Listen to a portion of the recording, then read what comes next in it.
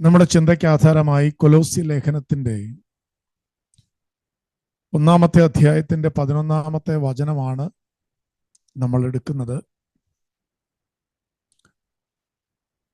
അത് ഒരു ദൈവമനുഷ്യന്റെ വളരെ ആഴമായ പ്രാർത്ഥനയുടെ ഒരു ഭാഗമാണ്.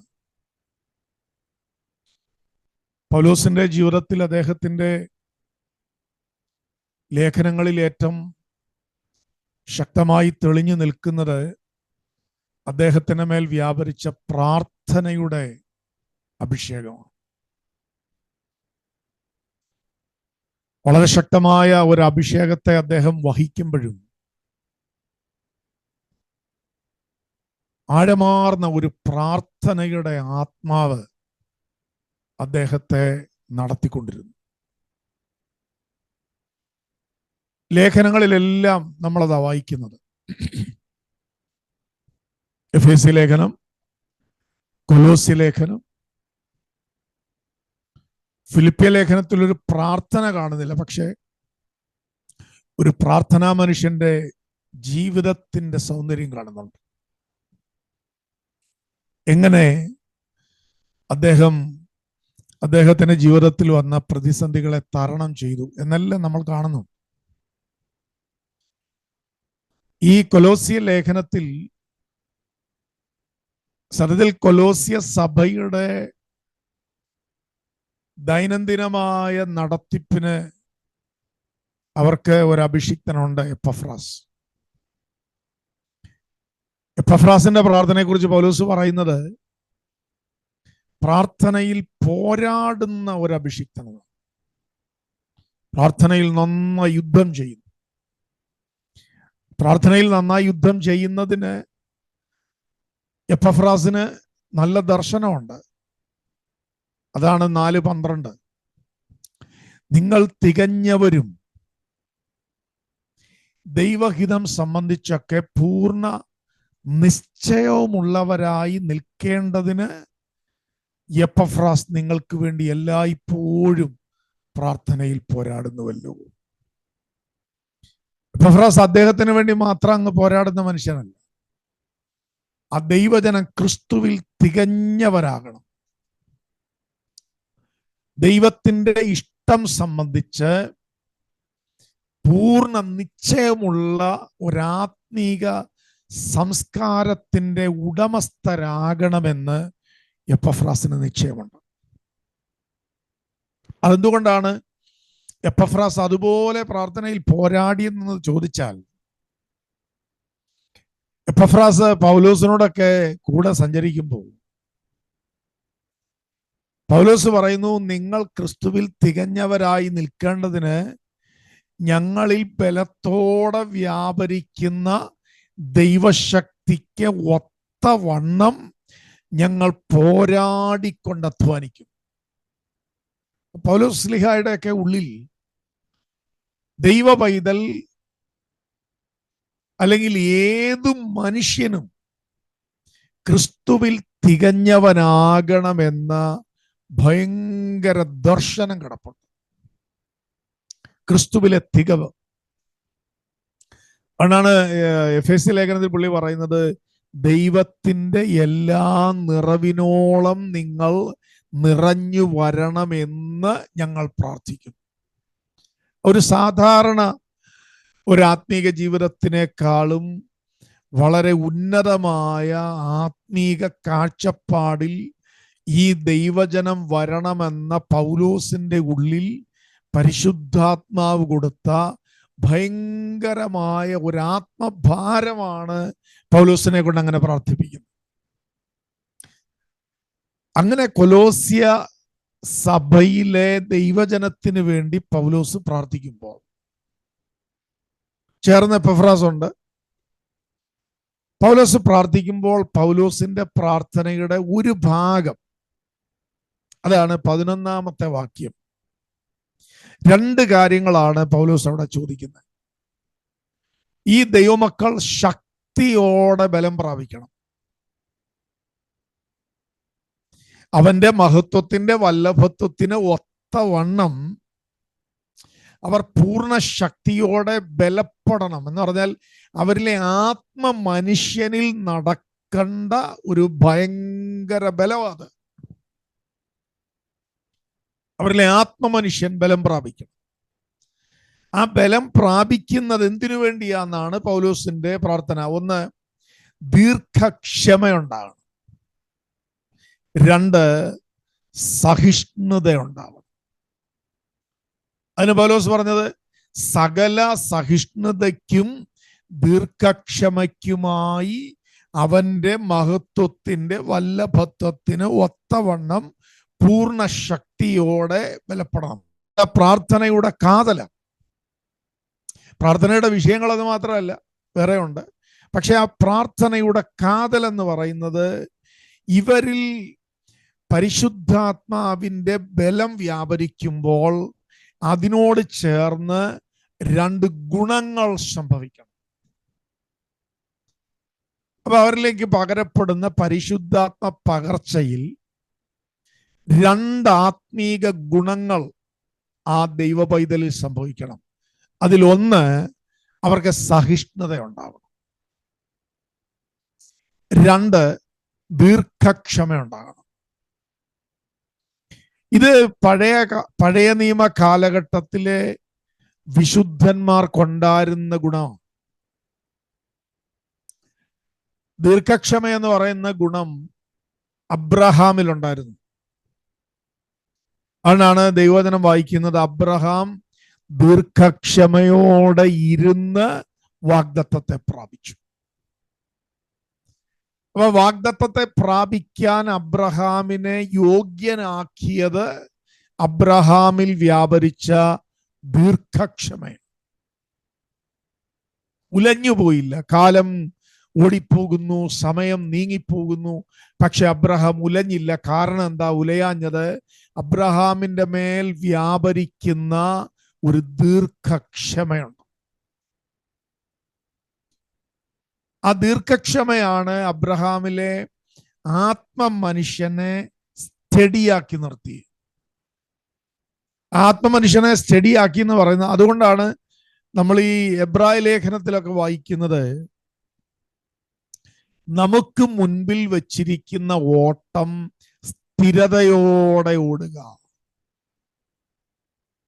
ആ ഓട്ടം എന്ന് പറയുന്നത് നമ്മളിലെ ആത്മീകമായ ജീവിതത്തിന്റെ ഒരു ക്രമമാണ്. അത് സ്ഥിരതയോടെ കൈകാര്യം ചെയ്യാൻ അബ്രഹാമിനെ സഹായിച്ചത് അദ്ദേഹത്തിന്റെ മേൽ വ്യാപരിച്ച ദീർഘക്ഷമയാണ്. ഇതാണ് കൊലോസ്യ സഭയ്ക്ക് വേണ്ടി പൗലോസ് പ്രാർത്ഥിക്കുമ്പോൾ പൗലോസ് പറയുന്നത്, ദൈവമേ, അവരുടെ മേൽ ഒരു ആത്മശക്തി വ്യാപരിക്കുമ്പോൾ, അവർ ആത്മാവിൽ ബലപ്പെടുമ്പോൾ അവരുടെ മേൽ വ്യാപരിക്കേണ്ട ഒരു ഗുണം ദീർഘക്ഷമയാണ്. പലപ്പോഴും നമ്മുടെ മേൽ അഭിഷേകം ഉള്ളപ്പോഴും നമ്മൾ മാനസികമായി ഉലഞ്ഞു പോകുന്നതിന്റെ ഒരു കാരണം അഭിഷേകം നമ്മുടെ മേൽ പകരുന്ന ദീർഘക്ഷമ നമ്മൾ ശ്രദ്ധിക്കുന്നില്ലെന്നുള്ളതാണ്. കാത്തിരിക്കാൻ നമ്മളെ പ്രേരിപ്പിക്കുന്നത്. രണ്ടാമത്തെ ഗുണം പൗലോസ് പ്രാർത്ഥിക്കുന്നത് സഹിഷ്ണുത ഉണ്ടാവണം. ഇത് എബ്രായ ലേഖനം 6:12 10:36 ഉണ്ട്. 6:12 പറയുന്നത് വിശ്വാസം, 10:36 പറയുന്നത് ദീർഘക്ഷമയാലും സഹിഷ്ണുതയാലും വാഗ്ദത്തത്തെ അവകാശമാക്കുന്നവരുടെ അനുകാരികളായി തീരുന്ന രണ്ട് ഗുണം. അപ്പം മുഴുവൻ 3 ഗുണമാണ് എബ്രായർ 6:12 10:36. ഒന്ന് വിശ്വാസം, 2 ദീർഘക്ഷമ, 3 സഹിഷ്ണുത. അപ്പൊ ഇത് 3 കൂടെ ചേർത്ത് വായിച്ചാൽ സഹിഷ്ണുതയോടും ദീർഘക്ഷമയോടും വിശ്വസിക്കണം. അപ്പൊ നമ്മൾ പലപ്പോഴും വിശ്വാസം എന്ന് പറഞ്ഞ ഒറ്റപ്പറ നമ്മൾ പറഞ്ഞുകൊണ്ടിരിക്കുന്നത്. ആ വിശ്വാസം എങ്ങനെയുള്ള വിശ്വാസം എന്ന് പറയുന്നത് സഹിഷ്ണുതയോടെ വിശ്വസിക്കാൻ കഴിയണം. എന്നാലേ ഈ പ്രാർത്ഥനയുടെ യുദ്ധം ശരിയാകുന്നുള്ളൂ. ദീർഘക്ഷമയോടെ വിശ്വസിക്കാൻ കഴിയണം, എന്നാലേ കാത്തിരിപ്പ് ശരിയാകുന്നുള്ളൂ. അപ്പൊ ഇത് കൊലോസ്യ സഭയിലെ ദൈവജനത്തിന്റെ മേൽ ഭയങ്കരമായി വ്യാപരിക്കണമെന്ന് പൗലോസ് പ്രാർത്ഥിക്കാനുള്ള കാരണമാണ് നമ്മൾ ഇന്ന് അന്വേഷിക്കുന്നത്. ഇത് അന്വേഷിച്ച് ചെല്ലുമ്പോൾ ഇത് ചേർത്ത് ചിന്തിക്കാൻ ഒരുപാട് ഭാഗങ്ങളുണ്ട്. എന്നാൽ നമ്മൾ ഈ ചുരുങ്ങിയ സമയം കൊണ്ട് വേഗത്തിൽ ഒരു കാര്യം നമുക്ക് ഹൃദിസ്ഥമാകണം. അതിന് ഈ യേശു കർത്താവിന്റെ പരസ്യ ജീവിതത്തിന്റെ യാത്ര അത് നമ്മൾ ഇങ്ങനെ ശ്രദ്ധിക്കുമ്പോൾ ഒരുപാട് ആളുകൾ കർത്താവിന്റെ പിന്നാലെ കർത്താവിനെ അനുഗമിക്കുന്നുണ്ട്. അങ്ങനെ അനുഗമിക്കുന്നതിന്റെ കാര്യം ലൂക്കോസ് പറയുന്നത് ലൂക്കോസിന്റെ 8-ാമത്തെ അധ്യായത്തിലാണ്. ഇപ്പൊ നമ്മൾ അതിൽ നിന്നൊരു വചനമായിട്ട് എടുത്ത് വായിക്കുന്നില്ലെങ്കിലും നിങ്ങൾ എപ്പോഴെങ്കിലും ലൂക്കോസ് 8-ന്റെ 1 മുതൽ 4 വരെയുള്ള വാക്യങ്ങൾ ഒന്ന് എപ്പോഴെങ്കിലും സമയം കിട്ടുമ്പോൾ ഒന്ന് ശ്രദ്ധിക്കണം. ലൂക്കോസ് 8-ന്റെ 1 മുതൽ 4 വരെ. ആ 1 മുതൽ 4 വരെയുള്ള വാക്യങ്ങളിൽ ഏകദേശം 8 വിഭാഗക്കാരെ പരിശുദ്ധാത്മാവ് എടുത്തു പറയുന്നുണ്ട്. അതിങ്ങനെയാണ്: അനന്തരം ദൈവരാജ്യം പ്രസംഗിച്ചു സുവിശേഷം കൊണ്ട് യേശു പട്ടണം തോറും സഞ്ചരിച്ചു. ആ പട്ടണം തോറും സഞ്ചരിച്ചു എന്ന് പറയുന്ന യാത്രയുടെ കൂടെയുള്ള ആളുകളെ കുറിച്ചാണ് അതിന്റെ അടുത്ത വാക്യങ്ങൾ. അവൻ ഭൂതങ്ങളെ പുറത്താക്കി വ്യാധികളെ സൗഖ്യമാക്കിയ ചില സ്ത്രീകൾ, 7 ഭൂതങ്ങൾ വിട്ടുപോയ മഗ്ദലനക്കാരത്തി മറിയം, ഹെരോദാവിന്റെ കാര്യവിചാരകനായ കൂസയുടെ ഭാര്യ യോഹന്ന, ശൂഷന്ന, തങ്ങളുടെ വസ്തുവകകൾ വിറ്റവന് ശുശ്രൂഷ ചെയ്തു പോന്ന മറ്റു ചില സ്ത്രീകൾ. എന്നിട്ട് അടുത്ത പാരഗ്രാഫ് വരുമ്പോൾ നമ്മൾ വായിക്കുന്നത്, പിന്നെ വലിയ ഒരു പുരുഷാരം. അവിടെ കൊണ്ട് തീരുന്നില്ല, പിന്നെയും ദൈവാത്മാവ് എഴുതുക. ഓരോ പട്ടണങ്ങളിൽ നിന്ന് അവരെ അനുഗമിച്ചു വന്ന ചിലരും മറ്റു ചിലരും ഒരുമിച്ചു കൂടിയപ്പോൾ, കണ്ടോ, 8 തരമുള്ള ആളുകളാണ് യേശു കർത്താവിന്റെ കൂടെ അന്ന് സഞ്ചരിക്കുന്നത്. അതിനകത്ത് ആദ്യം പറഞ്ഞിരിക്കുന്നത് 12 പിന്നെ പറഞ്ഞിരിക്കുന്നത് മുഴുവനും സൗഖ്യമായവര്,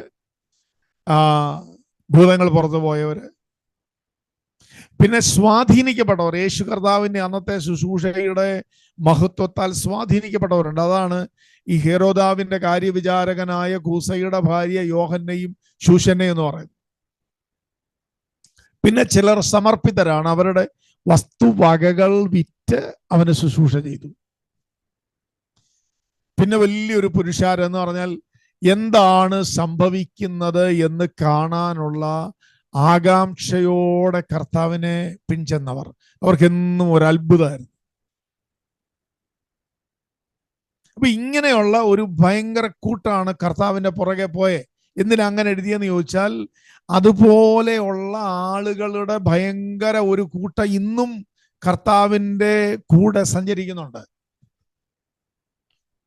പക്ഷെ അതിനകത്ത് യേശു കർത്താവ് നന്നായി ഇടപെടുകയും സംസാരിക്കുകയും പഠിപ്പിക്കുകയും പകർച്ചയ്ക്ക് വിധേയപ്പെടുത്തുകയും ചെയ്തത് ഇതിലെ 12 മാത്രം. എന്താ അതിന്റെ അർത്ഥം? കർത്താവ് ഞങ്ങളെ തെരഞ്ഞെടുത്തിട്ടുണ്ട് എന്ന ഭയങ്കര ഒരു വെളിപ്പാടിൽ സഞ്ചരിച്ച ഒരു കൂട്ടരുണ്ട്. ഞങ്ങൾ സൗഖ്യമായതുകൊണ്ട് സഞ്ചരിക്കുന്നു, ഞങ്ങൾക്ക് ദൈവത്തിന്റെ ഭയങ്കരമായ ഒരു അനുഗ്രഹം കിട്ടിയത് കൊണ്ട് ഞങ്ങൾ പിന്നാലെ പോകുന്നു. അതൊന്നുമല്ല അവർ പറഞ്ഞത്. അവർ പറഞ്ഞത് ഞങ്ങളെ കർത്താവ് തെരഞ്ഞെടുത്തിട്ടുണ്ട്.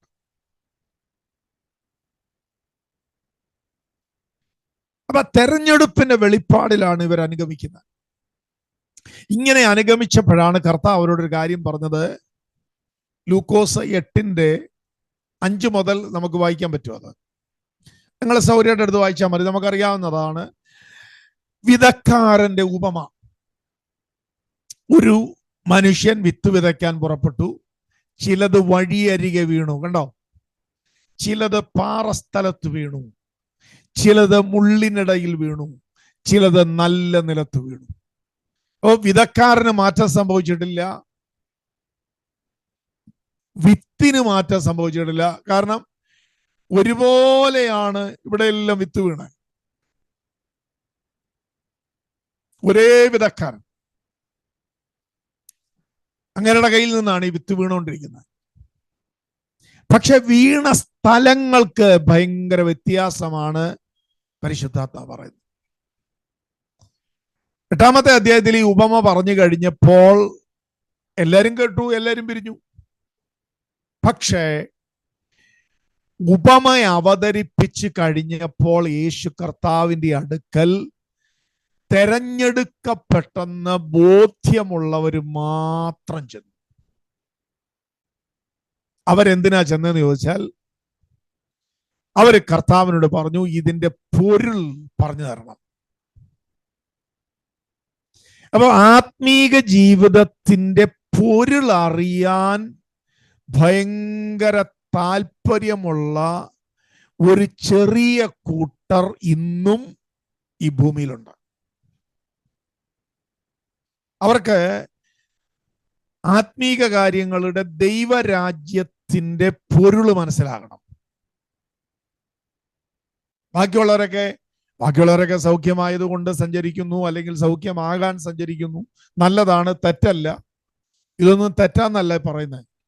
പക്ഷെ ഇതിനകത്ത് വളരെ ഗൗരവമായ കാഴ്ചപ്പാടിൽ ഒരു കൂട്ടർ സഞ്ചരിക്കുന്നുണ്ട്. അവരാണ് ഈ പന്തിരുവർ. മറ്റൊരു പ്രസംഗം കേട്ടുപോയി, ഉപമ കേട്ടുപോയി. എന്നാൽ ഇവര് ഉപമ കേട്ടിട്ടും, ഉപമ അവതരിപ്പിച്ച് തീർന്നിട്ടും കർത്താവിനെ വിട്ടിട്ടില്ല.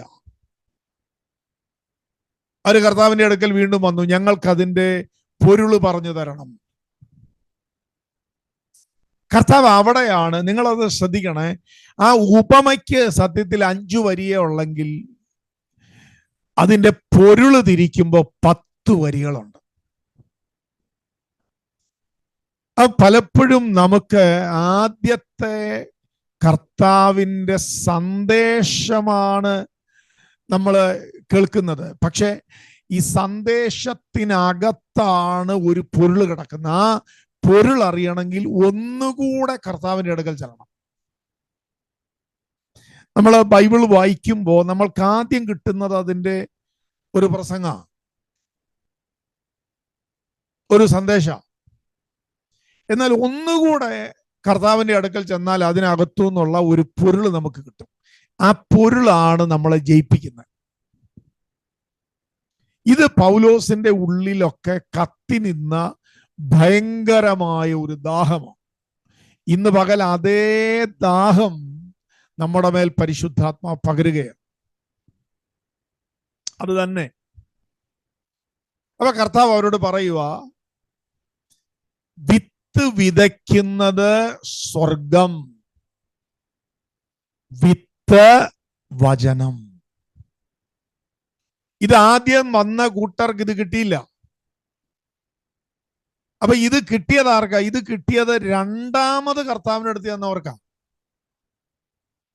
പൊരുള് തേടുന്നവർക്കാണ് ഇത് കിട്ടുന്നത്.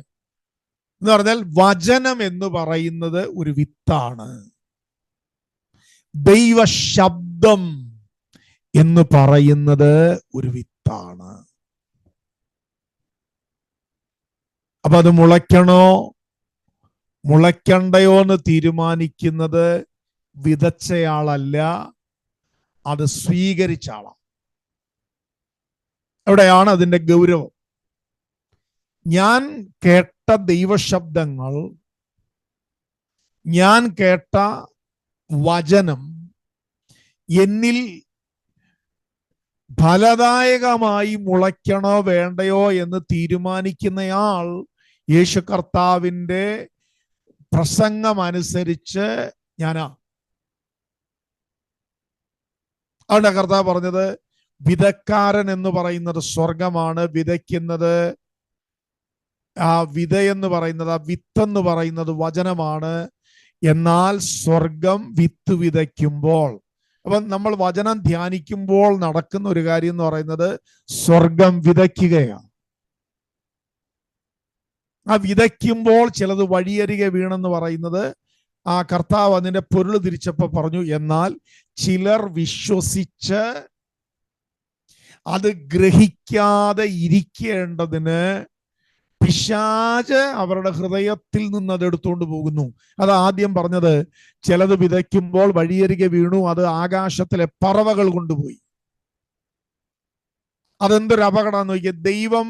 ദൈവത്തിന്റെ വചനത്തെ, ദൈവത്തിന്റെ ദൂതിനെ, ദൈവത്തിന്റെ സന്ദേശത്തെ നമ്മളിലേക്ക് അയക്കുന്ന അതേ സമയത്ത് അത് അപഹരിച്ചു കൊണ്ടുപോകാൻ കാത്തു നിൽക്കുന്ന ഒരു ദുരാത്മാവിന്റെ ഒരു സംഘമുണ്ട്. അതാണ് ആകാശത്തിലെ പറവകൾ.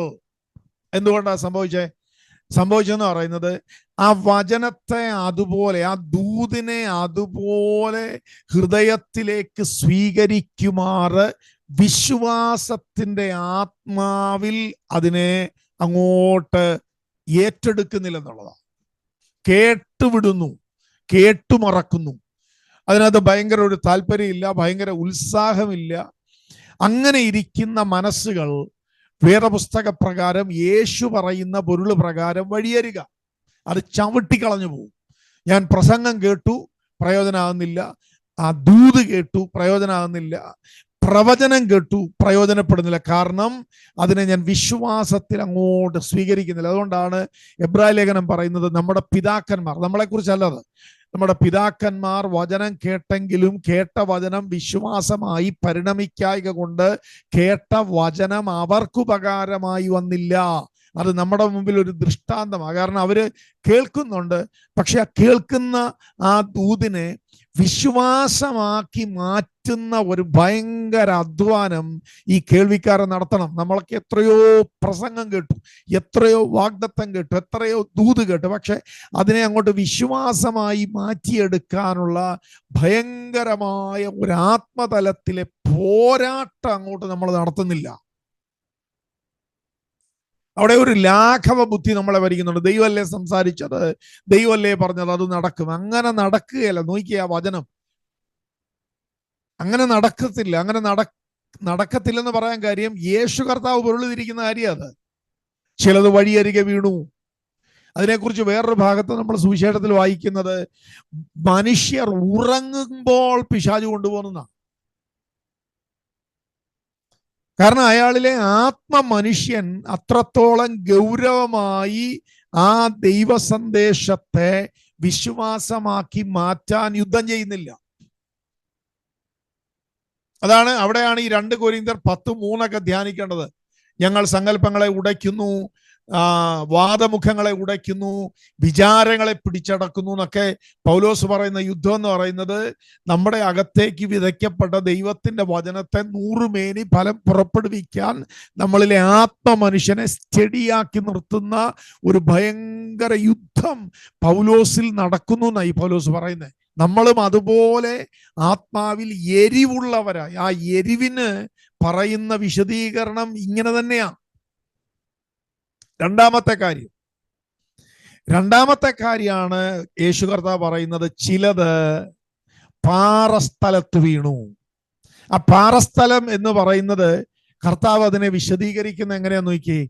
വിത്ത് വീണെങ്കിലും ആ മണ്ണിന് ആഴമില്ല, മണ്ണിന് നനവില്ല എന്നതുകൊണ്ട് പാറയുടെ ചൂട് തട്ടി അത് മുളച്ചെന്നാ പറഞ്ഞത്.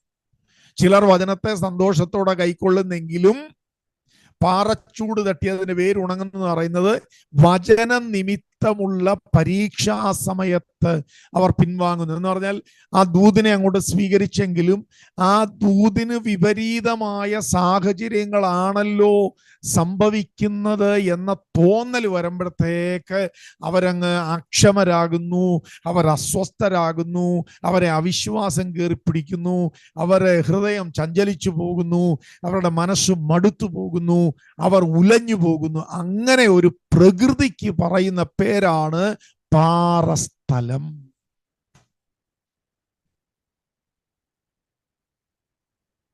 അത് നമ്മളിൽ നടക്കുന്ന ഉലച്ചില, നമ്മുടെ വിശ്വാസം, നമ്മുടെ സംശയം, അത് ഉണ്ടാകുകയല്ലെന്ന് ചോദിച്ചാൽ ഇതെല്ലാം ഉണ്ടാകും. പക്ഷെ ഇതിനെയെല്ലാം പിടിച്ചടക്കാനുള്ള ഒരു അഭിഷേകമാണ് നമ്മുടെ മേൽ കിടക്കുന്നത്. അതിനെ എത്രമാത്രം ഉപയോഗിക്കുന്നു എന്നുള്ളതാണ്.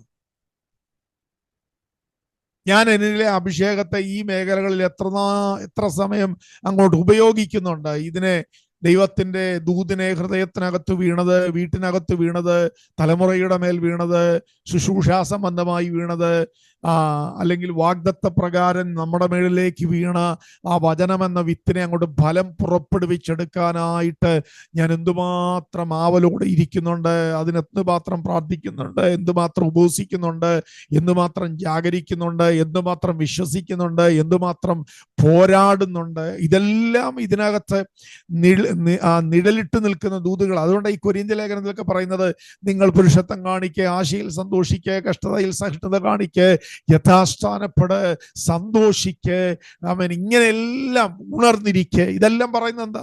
ആ ഒരു മനുഷ്യനെ ദൈവത്തിന്റെ പരിശുദ്ധാത്മാവ് തട്ടി ഉണർത്തുകയാണ്. റദനസിയാരഗജനപ്രവാന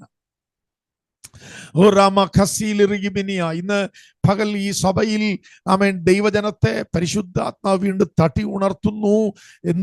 എന്തിനാന്നൊരു ചോദ്യം ചോദിച്ചാൽ, കാലങ്ങളായി ദൈവത്തിന്റെ ആത്മാവ് പറഞ്ഞ് വിതച്ച ചില വിത്തുകൾ ഈ ദിവസങ്ങളിൽ 100 മേനി ഫലം പുറപ്പെടുവിക്കാൻ ആമേൻ ദൈവം ആഗ്രഹിക്കുന്നത് കൊണ്ട് അതുമായി ഉണരാൻ കർത്താവ് പറയുക.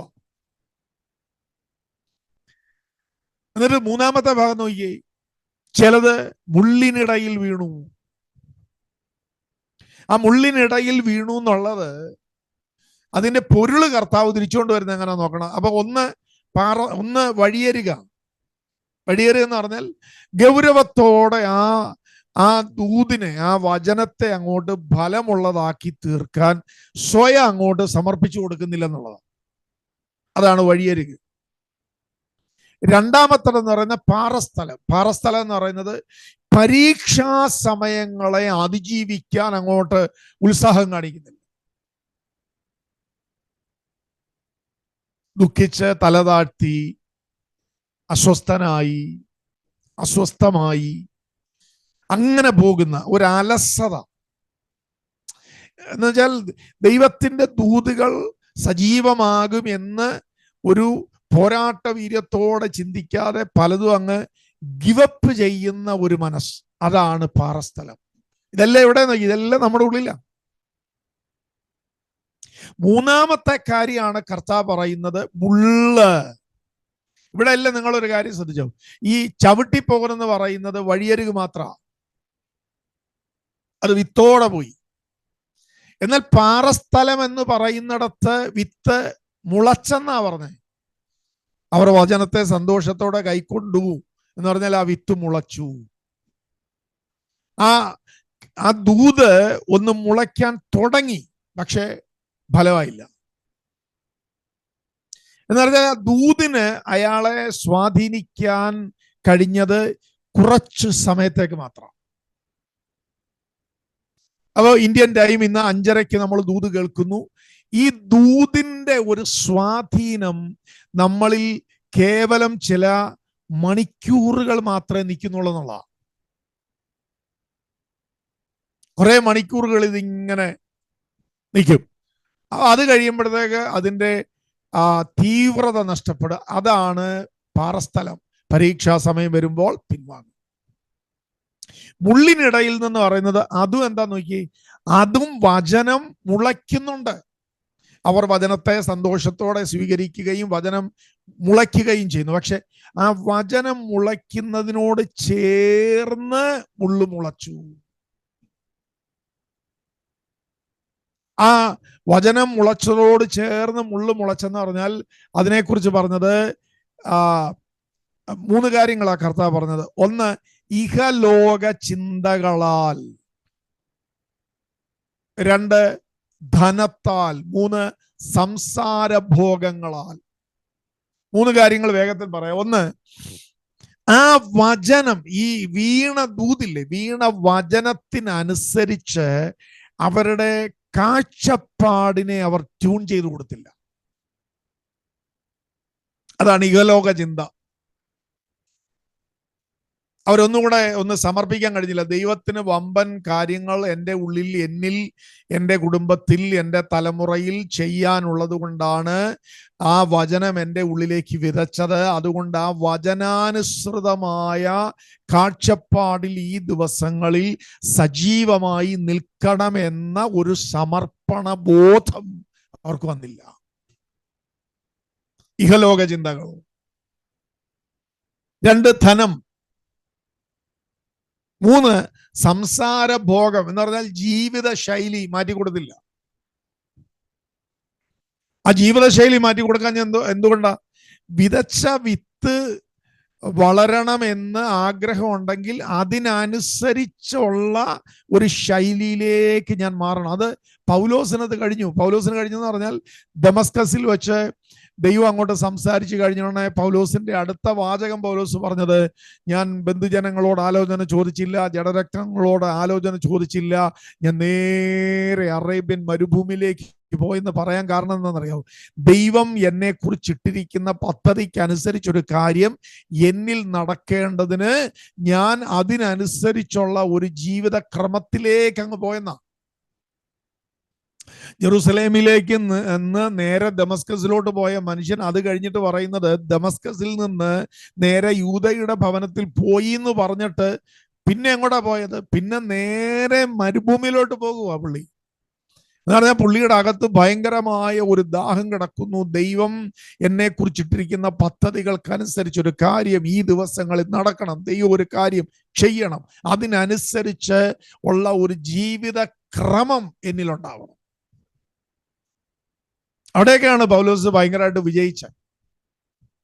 അവിടെ നമ്മൾ വായിക്കുന്നുണ്ട്, യേശു കർത്താവ് പൊരുൾ തിരിച്ചു കൊടുക്കുക.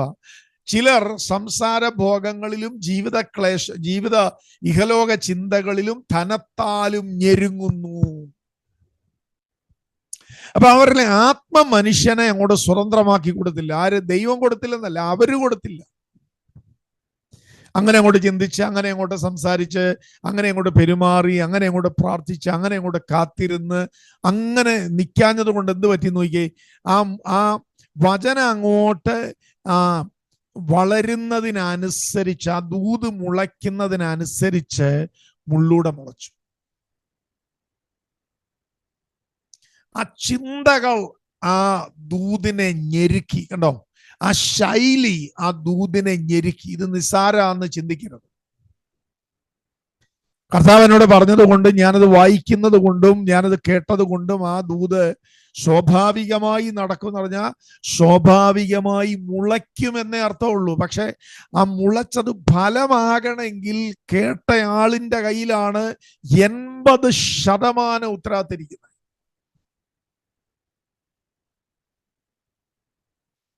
ദൈവം പറഞ്ഞതല്ലേ നടക്കും. ദൈവം പറഞ്ഞതാണ് നടക്കും. അതുകൊണ്ടാണ് അവിടെ എല്ലാം പറഞ്ഞ കണ്ടോ, ആ വിത്ത് മുളച്ചു, ആ വിത്ത് മുളച്ചു. അപ്പൊ ഒന്നാമത്തെ ഭാഗം വിത്ത് മുളച്ചത് വേരുണങ്ങി, രണ്ടാമത്തെ ഭാഗം വിത്ത് മുളച്ചത് ഞെരുങ്ങി തകർന്നു. ഇന്ന് രാത്രി നമ്മൾ ഈ വചനത്തെ ഒന്നുകൂടെ നമ്മുടെ ഹൃദയത്തിലേക്ക് സ്വീകരിക്കണമെന്ന് നോക്കി. എന്നെ മാറ്റി നിർത്തിയല്ല ഈ പ്രസംഗിക്കുന്നത്, നമ്മൾ ഒരുമിച്ച്. എന്നിട്ട് കർത്താവ് അത് അവസാനിപ്പിക്കുന്ന ഒരു കാര്യമുണ്ട്. എന്നാൽ ചിലത് നല്ല നിലത്ത് വീണു. ആ നിലത്ത് വീണു എന്നുള്ളതിന്റെ കാര്യം കർത്താവ് പറയുന്നത്, അവർ സന്തോഷത്തോടെ അതിനെ ഗ്രഹിച്ചു, ദീർഘക്ഷമയോടെ ഇരുന്ന് ഫലം പുറപ്പെടുവിച്ചു. അതിന് വേഗം ഒരു ഉദാഹരണം പറയാവോന്ന് ചോദിച്ചാൽ, അമ്മയായ മറിയം ദൈവത്തിന്റെ ദൂതനിൽ നിന്ന് ഒരു ദൂത് കേൾക്കുമ്പോൾ മറിയത്തിന്റെ പ്രതികരണം ശ്രദ്ധിച്ചോ? ഇതാ കർത്താവിന്റെ ദാസി, നിന്റെ വാക്കുപോലെ എനിക്ക് ഭവിക്കട്ടെ. ആലയത്തിലെ പ്രാർത്ഥനയ്ക്ക് പരിചയമുള്ള പുരോഹിതനായ സക്കറിയാവ് ഇത് പറഞ്ഞില്ല. പക്ഷെ ഒരു പരിചയമില്ലാത്ത കന്യകയായ മറിയം പറഞ്ഞു, ഇതാ കർത്താവിന്റെ ദാസി, അതുപോലെ എനിക്ക് ഭവിക്കട്ടെ. എന്ന് പറഞ്ഞാൽ ആ അരുളപ്പാടങ്ങ് നിവർത്തിയാകാൻ വേണ്ടി സമർപ്പിച്ചു കൊടുക്കുക.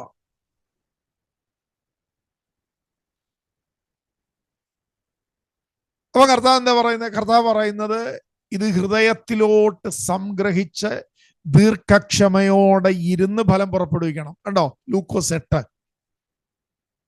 ഇനി ഈ അനുഭവങ്ങളിലൂടെ എല്ലാം സഞ്ചരിച്ചു വിജയിച്ച പൗലോസ് കൊലോസിയിലെ ദൈവമക്കൾക്ക് വേണ്ടി പ്രാർത്ഥിക്കുന്നു. പരിശുദ്ധാത്മാവിന്റെ ശക്തി നിങ്ങളിൽ വന്നിട്ട് നിങ്ങളുടെ അകത്തെ മനുഷ്യൻ ബലപ്പെടണം. ഇത് നമ്മൾ എപ്പോഴും പറയുന്ന കാര്യമാണ്. പ്രത്യേകിച്ചും എഫേസ്യ ലേഖനത്തിലെ 3 വായിക്കുമ്പോൾ നമ്മൾ പറയുന്ന അവന്റെ മഹത്വത്തിന് ധനത്തിനൊത്തവണ്ണം അവന്റെ ആത്മാവിനാൽ നിങ്ങളുടെ അകത്തെ മനുഷ്യൻ ശക്തിയോടെ ബലപ്പെടണം. ഈ ആത്മമനുഷ്യൻ ശക്തിയോടെ ബലപ്പെടുക എന്ന് പറയുന്നത് പരിശുദ്ധാത്മാവിന്റെ ചില ഗുണങ്ങൾ ആ വ്യക്തിയിലോട്ട് ഇറങ്ങുന്നെന്നായി പറയുന്നത്. അതാ ഈ ബലപ്പെടൽ. ആത്മാവിന്റെ ശക്തിയോടെ ബലപ്പെടുക എന്ന് പറയുന്നതിന്റെ ആശയം എന്ന് പറയുന്നത് ആ ആളിൽ ചില ഗുണങ്ങൾ അങ്ങോട്ട് കർത്താവിൽ നിന്ന് വ്യാപരിക്കുക, ആ ഗുണങ്ങൾ അങ്ങോട്ട് സ്വീകരിക്കുന്നതിനാ പറയുന്നത് ബലപ്പെടുക.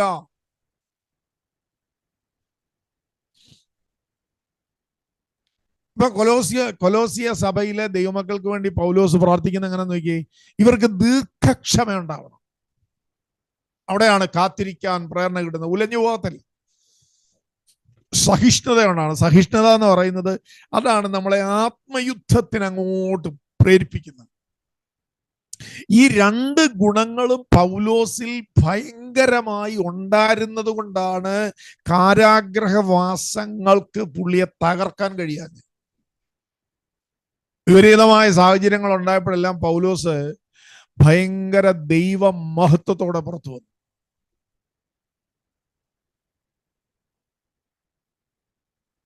വിപരീത സാഹചര്യങ്ങൾ ഉണ്ടായപ്പോഴൊന്നും പൗലോസിനെ അതൊന്നും കീഴടക്കാൻ സമ്മതിച്ചില്ല. അവിടെ എല്ലാം പുള്ളി ജയിച്ച് പുള്ളി പുറത്തു വരുക. ഈ ജയം നമ്മുടെ അവകാശം. ആമേൻ. സംഘർഷങ്ങൾ, സമ്മർദ്ദങ്ങൾ, വിപരീത സാഹചര്യങ്ങൾ, പരിശുദ്ധാത്മാവ് ഈ സഭയോട് സംസാരിക്കുന്നു കേട്ടോ. ദൈവമക്കളോട് സംസാരിക്കുന്നു. നിങ്ങൾ കേട്ട ആലോചനകൾക്ക് വിപരീതമായ അനുഭവങ്ങളിലൂടെ ഈ ദിവസങ്ങളിൽ കടന്നു പോകുന്നു എന്ന് നിങ്ങൾക്ക് തോന്നുമ്പോൾ അവിടെ നിങ്ങളുടെ മേൽ ഒരു ദീർഘക്ഷമയും സഹിഷ്ണുതയും ഇട്ടിട്ട് അതിനെ എല്ലാം ചെങ്കടൽ പിളർന്നതുപോലെ, ജോർദാൻ പിളർന്നതുപോലെ, എരിഹോയെ തകർത്തതുപോലെ നിങ്ങളുടെ മുൻപിൽ നിൽക്കുന്ന സകലവിധമായ മാനുഷികമായതും പൈശാചികമായതുമായ സകലവിധ വെല്ലുവിളികളെയും നിങ്ങൾക്ക് ആത്മാവിൽ തകർത്ത് കളഞ്ഞ് അതിനകത്ത് മുന്നേറത്തക്ക തരത്തിൽ ഇന്ന് പകൽ ഈ ചർച്ചിന്റെ മേൽ ഒരു പുതിയ പരിശുദ്ധാത്മാവിന്റെ പകർച്ച 2 ഗുണങ്ങളോടെ വ്യാപരിക്കുകയാണ്. അതിലൊരു ഗുണമാണ് ദീർഘക്ഷമ, നിങ്ങൾ കാത്തിരിക്കാൻ തയ്യാറാകും. 2 സഹിഷ്ണുത, നിങ്ങൾ യുദ്ധം ചെയ്യാൻ തയ്യാറാകും.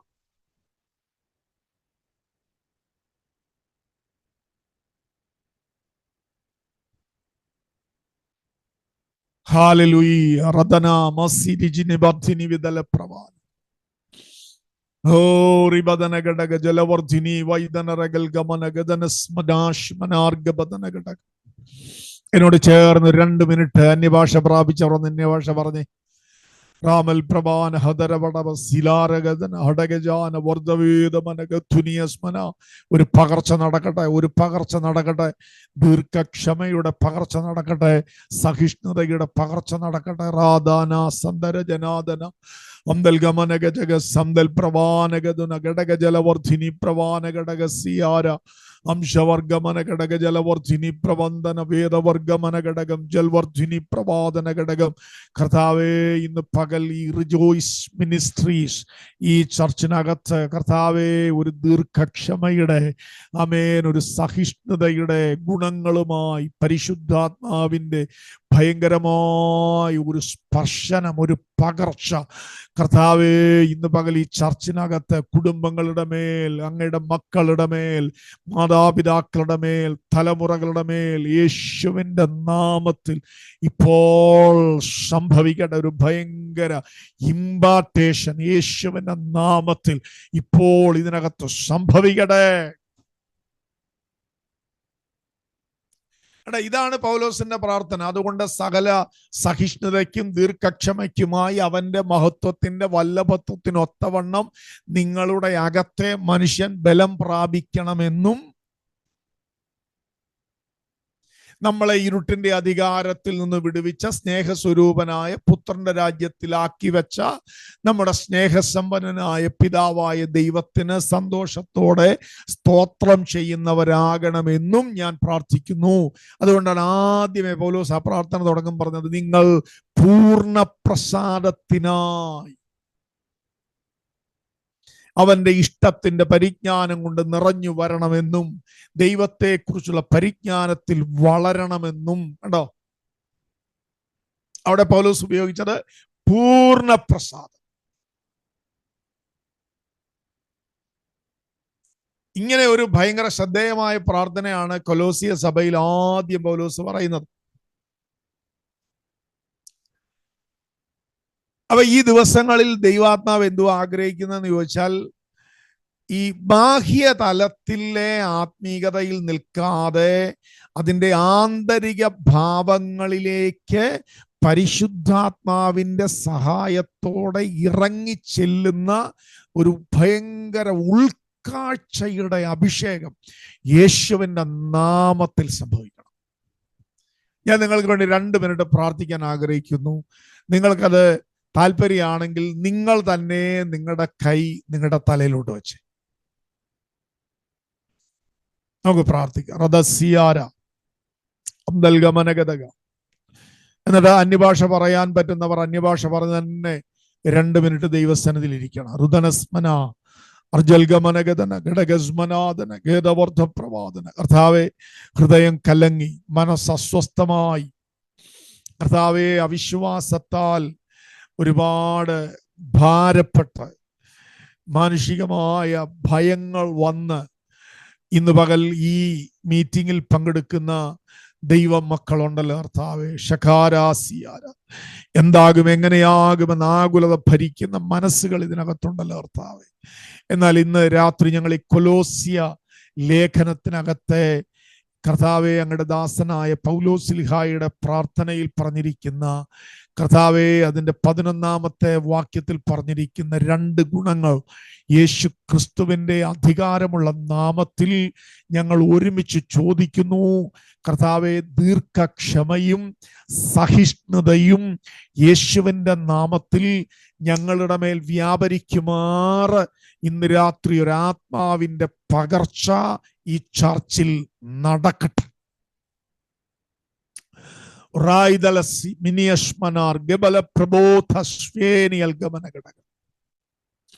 യേശുവിന്റെ നാമത്തിൽ അങ്ങനെ ഒരു പകർച്ച ഈ ചർച്ചിൽ നടക്കട്ടെ. ഓരോ കുഞ്ഞുങ്ങളുടെ മേലും ഒരു ദീർഘക്ഷമ ഇപ്പോൾ വ്യാപരിക്കട്ടെ. അബ്രഹാം ദീർഘക്ഷമയോടെ ഇരുന്ന് വാഗ്ദത്തങ്ങളെ പ്രാപിച്ചു. സഹിഷ്ണുതയോടെ ഇരുന്ന് ജോസഫ് ആമേൻ വാഗ്ദത്തത്തിലേക്ക് പ്രവേശിച്ചു. ദീർഘക്ഷമയോടും സഹിഷ്ണുതയോടും ഇരുന്ന് പൗലോസ് ജയം പ്രാപിച്ചു. റാസി ഖിബിരിയാം ദൽ പ്രബോധാനാദന എന്ന് പറഞ്ഞിരിക്കുന്നത് പോലെ ദീർഘക്ഷമയുടെ സഹിഷ്ണുതയുടെ പകർച്ചകൾ യേശുവിന്റെ നാമത്തിൽ ഈ റിജോയ്സ് മിനിസ്ട്രീസ്, ഈ ചർച്ചിനകത്ത് യേശുവിന്റെ നാമത്തിൽ ഇപ്പോൾ സംഭവിക്കാൻ പ്രാർത്ഥിച്ച് ഇവരെ അനുഗ്രഹിക്കും. കർത്താവെ, പ്രത്യേകിച്ച് ഇന്ന് രാത്രി ധ്യാനിച്ച വചനം സത്യമാകയാൽ യേശുവിന്റെ നാമത്തിൽ അത്ഭുതങ്ങളും അടയാളങ്ങളും ദൈവിക രോഗശാന്തിയും ആത്മാവിന്റെ പകർച്ചയും വീര്യപ്രവർത്തികളും ഈ നിമിഷം ഈ ദൂത് കേട്ട ധ്യാനിച്ച എല്ലാ ദൈവ മക്കളുടെ മേലും യേശുവിന്റെ നാമത്തിൽ ഉണ്ടാകാൻ യേശുവിന്റെ നാമത്തിൽ കൽപ്പിക്കുന്നു. അത്ഭുതമാകട്ടെ. സ്വർഗം അത് ചെയ്ത കൃപയ്ക്ക് നന്ദി. തൃക്കരങ്ങളിൽ ഏൽപ്പിക്കുന്നു. ഭയങ്കര മഹത്വത്തെ വെളിപ്പെടുത്തിയാട്ടെ. പ്രാർത്ഥന കേട്ടതുകൊണ്ട് സ്തോത്രം. യേശുവിന്റെ നാമത്തിൽ ആമേൻ. എല്ലാവർക്കും വന്ദനം, എല്ലാവർക്കും നന്ദി. എല്ലാവരെയും കർത്താവ് അനുഗ്രഹിക്കട്ടെ. തുടർന്നും പ്രാർത്ഥനയിൽ നമുക്ക് ഓർക്കാം.